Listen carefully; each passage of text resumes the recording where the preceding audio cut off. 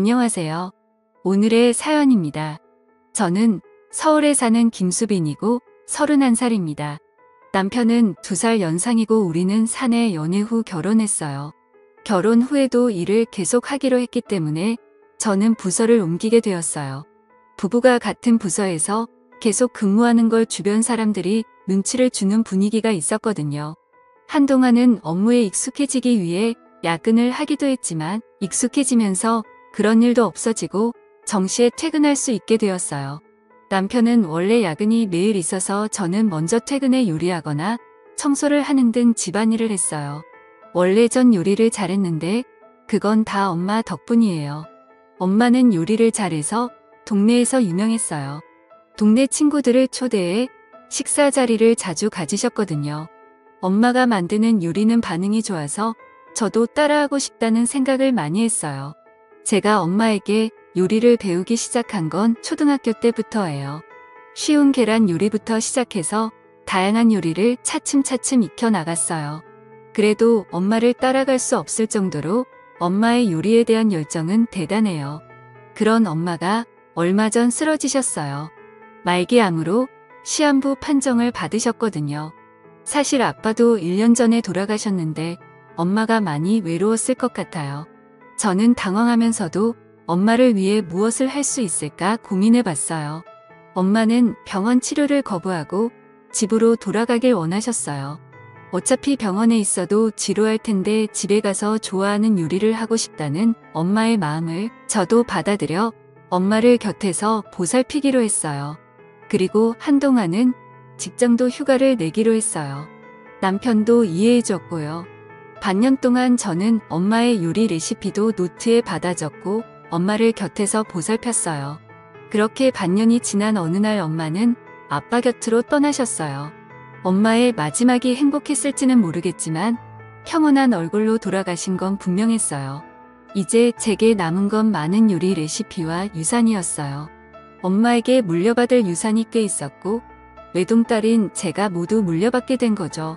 남편에게 물려받을 유산에 관해 이야기했는데 금이나 값 비싼 액세서리는 은행 대여금고에 보관하는 게 안전하지 않겠냐고 하더라고요. 저는 남편의 조언에 따라 대여금고를 빌리기로 했어요. 그리고 대여금고 열쇠는 집에 있는 금고에 넣어 보관하기로 했고요. 그 사실을 아는 사람은 남편과 저뿐이어야 했어요. 그런데 남편이 실수로 시어머니에게 말했던 거예요. 유산 전부를 이야기한 건 아니지만 시어머니는 상당한 금액이 제 손에 있다는 걸 알게 된 것이죠. 원래 전 시어머니와 사이가 좋지 않았어요.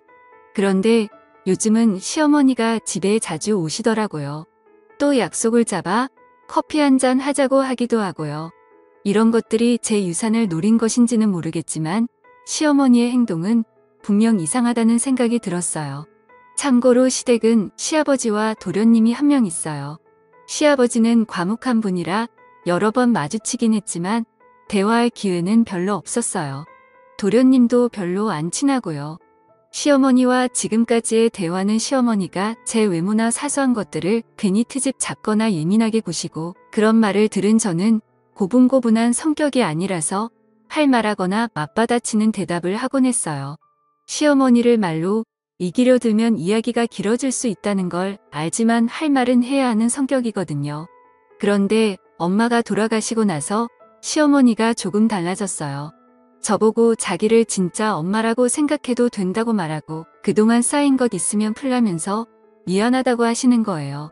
솔직히 별로 내키지 않았지만 차마 입을 놀릴 순 없었고 그저 애교 섞인 미소를 지으며 감사합니다 라고 답하는 것 외엔 할 말이 없었어요.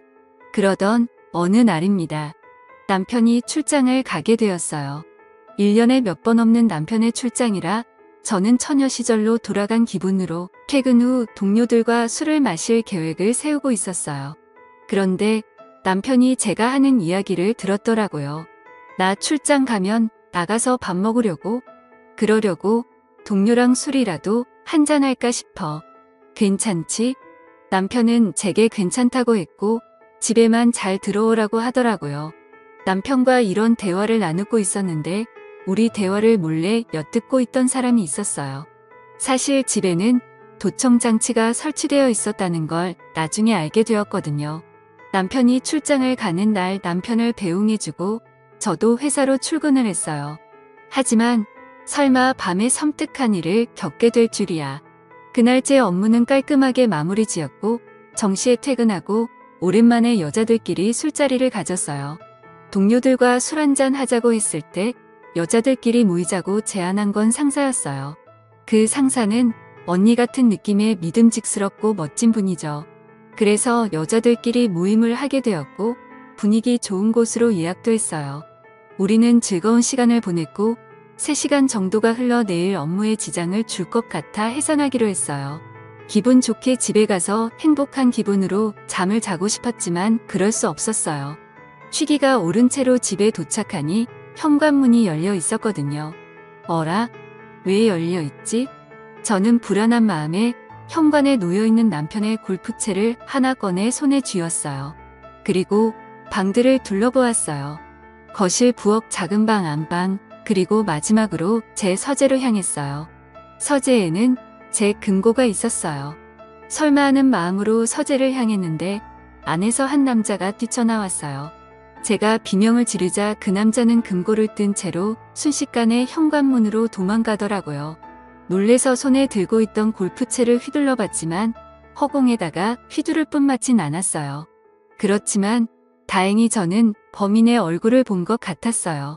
모자와 마스크로 얼굴을 가렸지만 눈이 인상 깊었거든요. 아니, 누군가를 닮았다고 해야 할까요? 범인이 도망쳐서 혼자 고민하다가 일단 누군가의 도움을 받아야겠다는 생각에 시어머니를 부르기로 했어요. 오늘 아침 남편이 무슨 일이 생기면 시어머니에게 도움을 받아라고 말했던 게 떠올랐거든요. 시어머니에게 전화를 걸었더니 도대체 뭐가 들어있는 거지? 이런 생각이 들 정도로 큰 가방이었어요. 저는 20분 동안 어느 정도 범인의 정체를 파악하고서는 경찰서에 갈 준비를 했어요. 시어머니는 우리 집에 도착하자마자 범인의 얼굴을 봤냐고 묻더라고요. 우선 저부터 걱정해줘야 하는 게 맞지 않나요?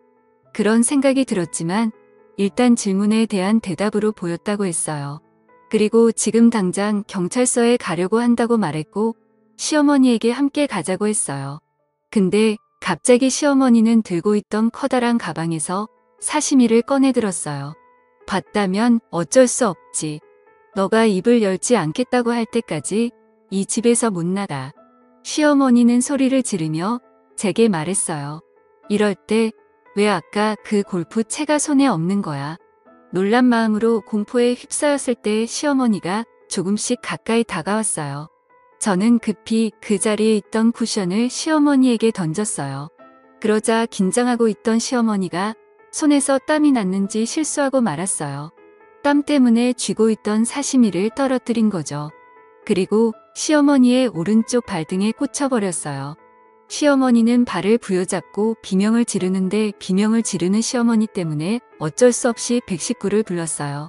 사실 도둑놈을 검거하기 위해 경찰에 먼저 연락하고 싶었지만 시어머니의 부상이 먼저였어요.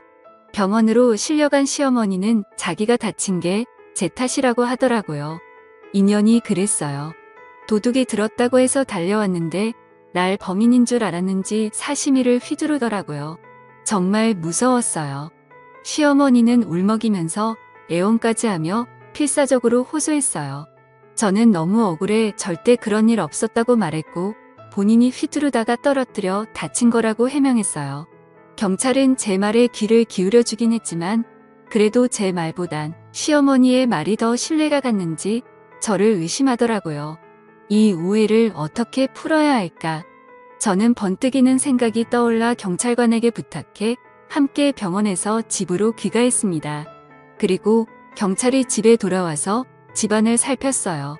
그러면서 도둑이 들었던 사실도 이야기할 수 있었어요. 저는 범인이 누구였는지 경찰에게 말했어요. 그건 바로 도련님이었어요. 눈매가 워낙 특이해 확신할 수 있었거든요. 경찰은 제 증언과 집에서 확인한 물건들을 토대로 수사를 진행했고 곧바로 도련님이 잡혔어요. 알고 보니 집에서 금고를 해체하는 작업을 하고 있었던 거죠. 이유는 금고 안에 내용물을 손에 넣으려고 했던 거였고요. 도련님은 금고에 열쇠는 없고 노트만 들어있었다며 열받아서 노트를 다 찢어버렸다고 했어요. 그 내용물이야말로 제가 가장 소중히 간직하고 싶은 물건이었는데 말이죠. 다음날 남편은 출장에서 급히 돌아왔어요. 그리고 남편에게 모든 상황을 이야기했어요. 먼저 집에서 경찰관에게 확인받은 물건은 소형 방범 카메라였어요. 금고를 놓을 때 남편이 혹시나 하는 마음에 방범 카메라 설치도 권유해서 설치했는데 시어머니의 행동이 모두 찍혀 있었기 때문에 제 누명도 풀 수 있었고 도련님은 절도죄로 시어머니는 상해죄로 체포되게 되었어요. 다음으로 도련님이 훔쳐간 금고에 관한 이야기예요. 사실 우리 집에는 금고가 2개가 있었는데 하나는 도련님이 가져간 거고 다른 하나는 대여금고 열쇠가 들어있는 금고예요. 대여금고 열쇠가 들어있는 금고는 서랍형 금고인데 서재 책상 서랍 안에 자리 잡고 있어요.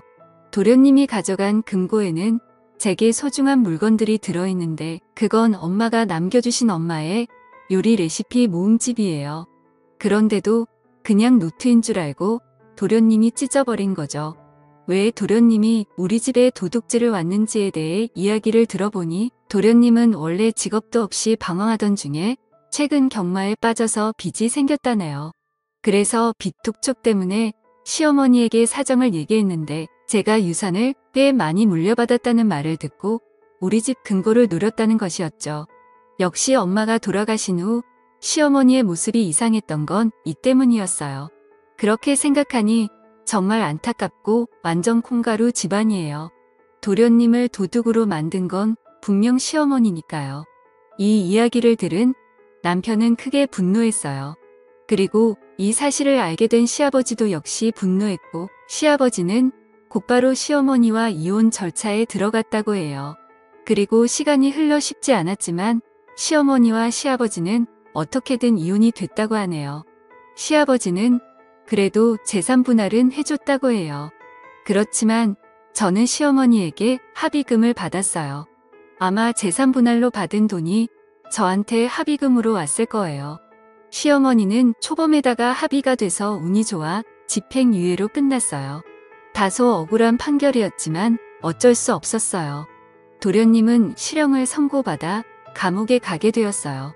아마 감옥에서 나오면 어마어마하게 불어난 빚이 기다리고 있을 텐데 나름 꽃이네요.